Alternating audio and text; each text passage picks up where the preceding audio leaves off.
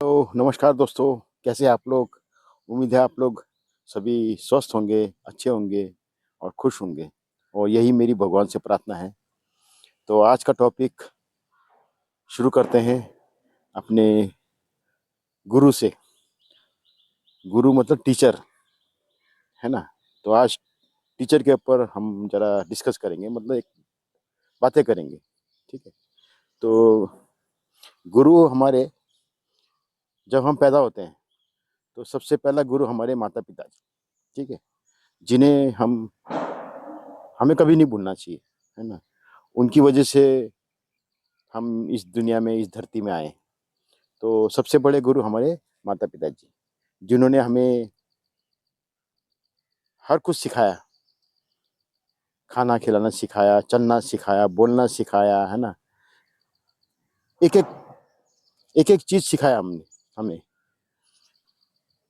है ना? पढ़ना सिखाया।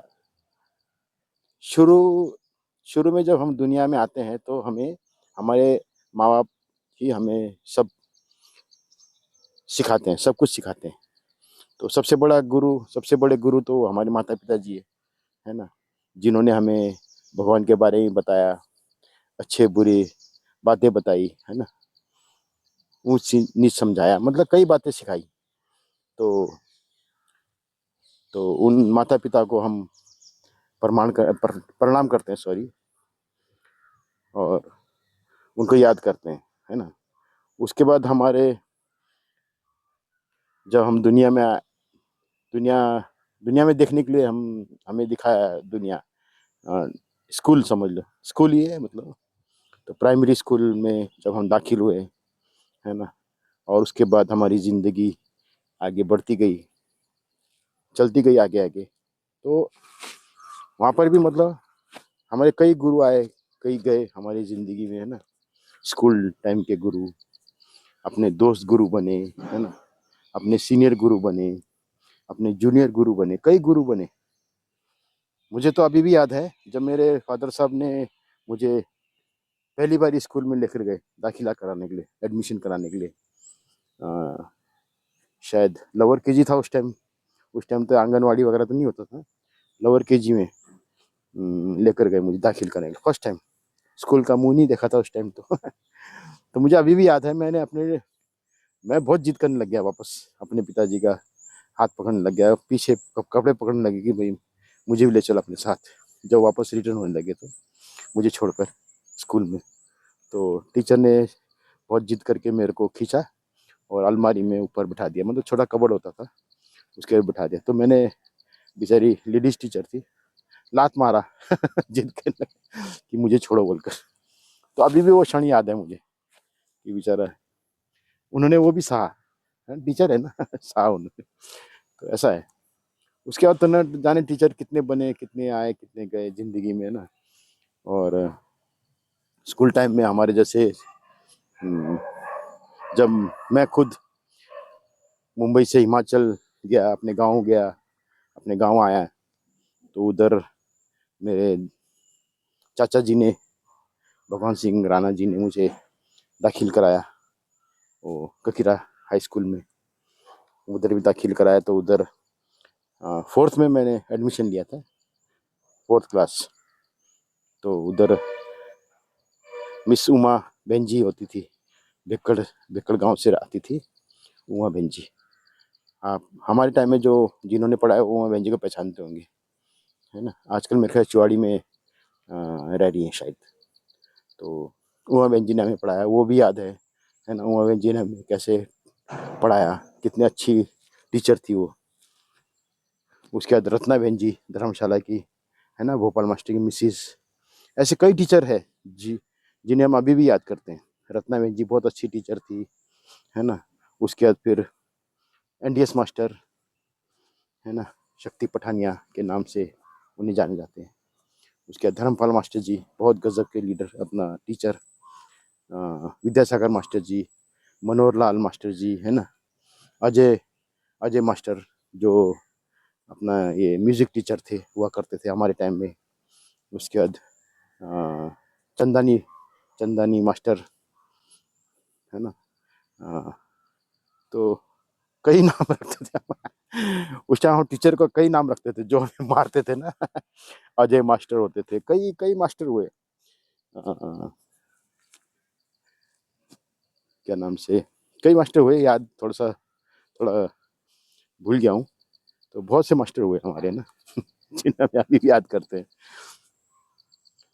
अ, बहुत से मास्टर हुए, निरंजना बहन जी हुई है ना, ऐसे कई हुए।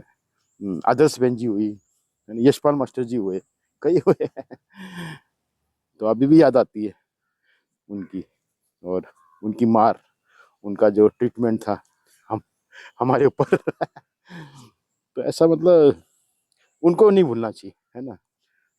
तो उसके बाद फिर स्कूल छोड़ा, फिर हमारी ज़िंदगी में एक स्ट्रगल टाइम में आए, फिर जिन्होंने हमें अपनी लाइफ को कैसे सरवाइव करते हैं उस टाइप का मतलब सिखाया, है ना। कुछ दुकानें भी की हमने जो जिसमें हम फेल हो गए, इस टाइप से मतलब। उसके बाद एक एक मेरी ज़िंदगी में मतलब एक टर्निंग पॉइंट आया, टर्निंग पॉइंट बोलेंगे उसको। एक गुरु आए कुमलाड़ी के, आप भी जानते हो, मिस्टर लील बहादुर, है ना, आले, लील बहादुर आले, जिन्हें मैं अभी भी याद करता हूँ। आप भी पहचानते होंगे जो कुमलाड़ी के हैं, लील बहादुर आले, जो डायरेक्ट सेलिंग बिजनेस में इन्वॉल्व पहले भी थे, अभी भी है उसी बिजनेस में, उसी सॉरी उसी कंपनी में। हमने तो खैर वो बिजनेस छोड़ दिया, हमने तो वो कंपनी छोड़ दी। उसके बाद मतलब उनको मैं अभी भी नहीं बोलता हूँ, लील बहादुर आले को राजा बोलते जिसे, क्योंकि उन्होंने मुझे बताया, उन्होंने मुझे डायरेक्ट सेलिंग की शक्ति बताई कि वो इसमें कितना पावर है। क्योंकि हमारे बुजुर्गों ने या हमारे टीचरों ने तो बताया नहीं कि भाई कैसे पैसे कमाए जाते हैं, मगर लील बहादुर आले जी ने मुझे बताया कि भाई अपने दम पे हम कैसे पैसे कमा सकते हैं। कॉन्फिडेंस होना चाहिए खुद में, बस खुद में कॉन्फिडेंस होगा तो दुनिया जीत सकते हैं हम लोग, है ना। तो राजा जी ने मीटिंग वगैरह देते थे, गांव घर में कहीं कहीं कहीं कहाँ लेकर गए, मेरे को लेकर जाते थे, सीखते थे, बड़े बड़े सेमिनार भी अटेंड किए हमने। खैर उस बिजनेस का पार्ट तो नहीं बना मैं, मगर फिर भी उनकी जो शिक्षा अभी भी मुझे याद है ना। डायरेक्शन बिजनेस का पावर अभी भी मुझे पता है, अभी है मतलब, है ना। अभी मुझे पता है मतलब डायरेक्शन बिजनेस का पावर। तो मगर कई लोग को इसके ऊपर विश्वास नहीं है, डायरेक्शन बिजनेस के ऊपर।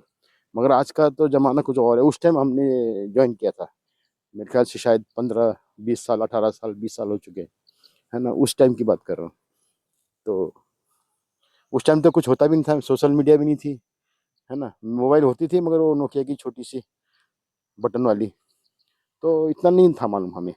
और अभी तो क्या, सोशल मीडिया से हमें बहुत कुछ की जानकारी मिल रही है ना।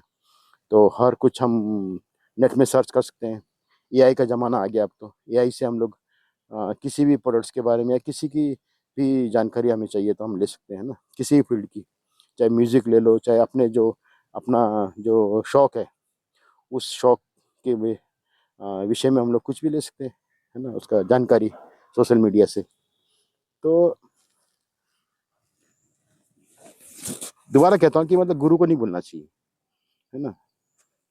तो उसके बाद न जाने कई कई कंपनी आई, कई गई मेरे सामने से, मगर सही प्लेटफॉर्म का चुनाव हम शायद अ, उसमें चूक गए हम लोग। तो मगर फिर भी अभी भी कर रहा हूँ network business, direct selling business बोलते हैं, क्योंकि मुझे मालूम है इसमें पोटेंशियल कितना है डायरेक्ट सेलिंग बिजनेस में। और जिसको जिसको मालूम होते हुए भी उसको इग्नोर कर रहा है, तो इसका मतलब ऊपर वाले का ऑर्डर नहीं आया है उसे कि भाई तू भी बिजनेस कर बोलकर, है ना। तो क्योंकि ये ऊपर वाले की मर्जी है, किसे जल्दी समझ में आता है, किसे लेट समझ में आता है, मगर बाद में तो ये करना ही है, सभी ने करना है, मेरे मेरे विचार से।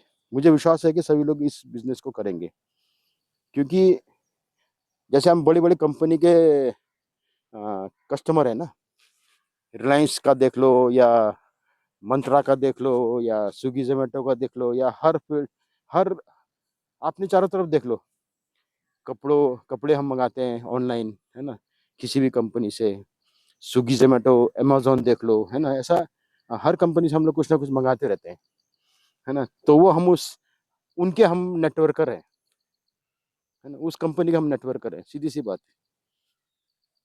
उनका इतना बड़ा नेटवर्क है, तभी उन लोग पैसे बना रहे हैं, छाप रहे हैं पैसे, है ना, हमारे वजह से।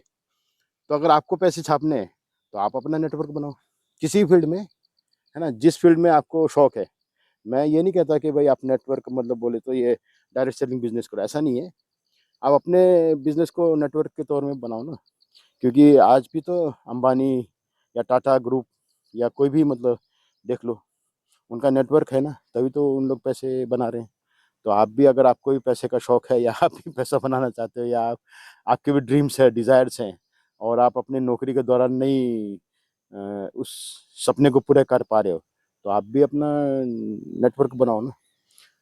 तो नेटवर्क आप देखो, उसके बारे में सर्च करो, आप लोग नेटवर्क किसे कहते हैं, है ना, डायरेक्ट सेलिंग बिजनेस किसे कहते हैं, एमएलएम किसे कहते हैं, एमएलएम भी उसको मल्टीनेशनल मार्केटिंग लेवल कहते हैं उसे, है ना। तो ऐसा आप देखो, समझो उसको, उसके बाद ही आपको मालूम पड़ेगा कि उसमें कितनी ताकत है, कितना पावर है। हम अपने सारे सपने नेटवर्क बिजनेस से पूरे कर सकते हैं, ठीक है। तो आज के लिए इतने ही काफ़ी है। धन्यवाद। सत श्री अकाल, नमस्कार, जय हिंद, जय भारत।